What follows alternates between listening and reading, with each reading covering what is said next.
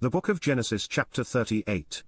And it came to pass at that time, that Judah went down from his brethren, and turned into a certain Adullamite, whose name was Hirah. And Judah saw there a daughter of a certain Canaanite, whose name was Shua, and he took her, and went in unto her. And she conceived, and bare a son, and he called his name And she conceived again, and bare a son, and she called his name Onan. And she yet again conceived, and bare a son, and called his name Shelah, and he was at Kezib, when she bare him. And Judah took a wife for his firstborn, whose name was Tamar. And Judah's firstborn, was wicked in the sight of the Lord, and the Lord slew him. And Judah said unto Onan, Go in unto thy brother's wife, and marry her, and raise up seed to thy brother. And Onan knew that the seed should not be his, and it came to pass, when he went in unto his brother's wife, that he spilled it on the ground, lest that he should give seed to his brother. And the thing which he did displeased the Lord, wherefore he slew him also. Then said Judah to Tamar his daughter-in-law, Remain a widow at thy father's house, till Shelah my son be grown, for he said, Lest peradventure he die also, as his brethren did. And Tamar went and dwelt in her father's house. And in process of time the daughter of Shua Judah's wife died, and Judah was comforted, and went up unto his sheep-shearers to Timnath, he and his friend Hirah the Adullamite. And it was told Tamar, saying, Behold thy father-in-law goeth up to Timnath to shear his sheep. And she put her widow's garments off from her, and covered her with a veil, and wrapped herself, and sat in an open place, which is by the way to Timnath, for she saw that Shelah was grown, and she was not given unto him to wife.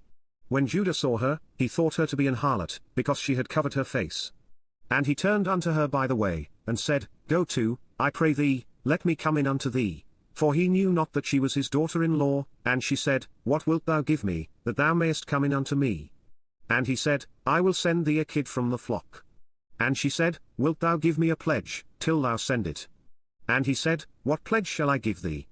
And she said, Thy signet, and thy bracelets, and thy staff that is in thine hand. And he gave it her, and came in unto her, and she conceived by him.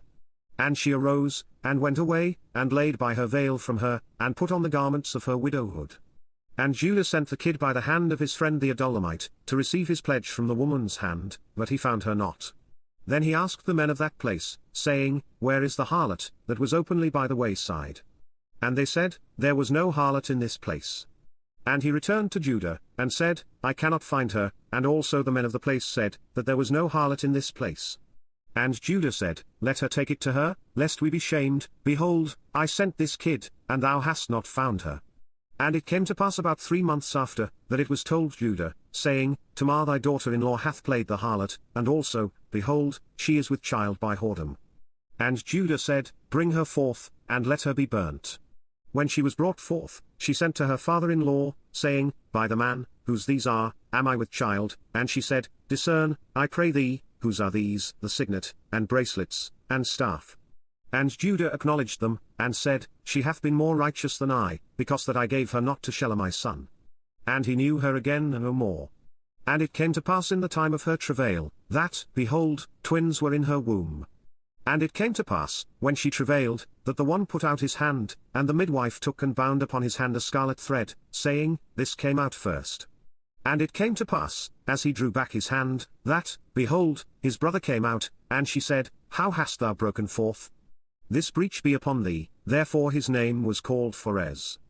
And afterward came out his brother, that had the scarlet thread upon his hand, and his name was called Zara.